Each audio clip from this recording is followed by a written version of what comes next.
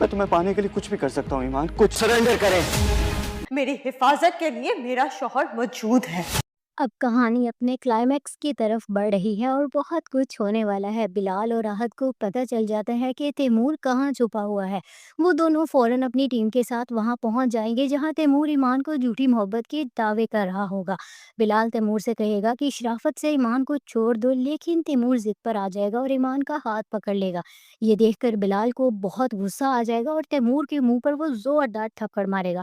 तैमूर आपे से बाहर हो जाएगा और पिस्तौल निकालकर बिलाल को गोली मार देता है। यहाँ तक आकर लगता है कि अब तैमूर को कोई नहीं बचा सकता। पहले तो हमें लग रहा था कि ईमान ने बहुत बड़ी बेवकूफ़ी की कि वो अनजान गाड़ी में बैठ गई, लेकिन अब पता चला कि ईमान का कोई कसूर ही नहीं था। बिलाल ने ईमान को कॉल करके कहा था कि ड्राइवर आ रहा है। तो जब काली गाड़ी आई, ईमान को यही लगा कि बिलाल ने गाड़ी भेजी है, लेकिन अफसोस वो गाड़ी तैमूर की निकली। असल गलती बिलाल की थी। उसे तैमूर के सामने ईमान को कॉल नहीं करनी चाहिए थी, क्योंकि तैमूर तो पागलपन की हद तक जा चुका है। ज़ारा भी बहुत परेशान है क्योंकि तैमूर घर नहीं आया। उसे अंदाज़ा हो रहा है कि तैमूर ईमान के पास गया है और इसे डर है कि बिलाल और तैमूर का झगड़ा ना हो जाए।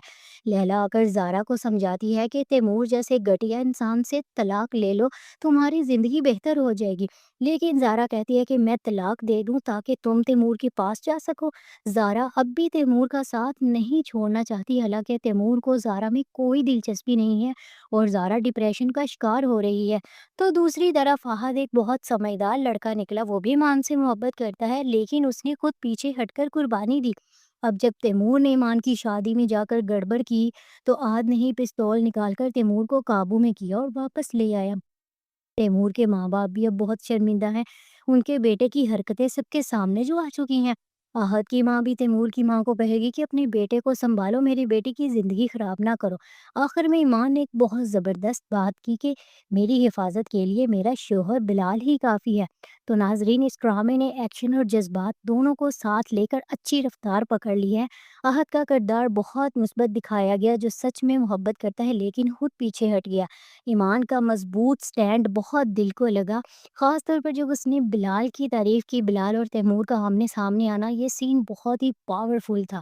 तैमूर के पागलपन ने अब हद पार कर दिया। ऐसा लग रहा है कि कहानी को ज़बरदस्ती खींचा जा रहा है।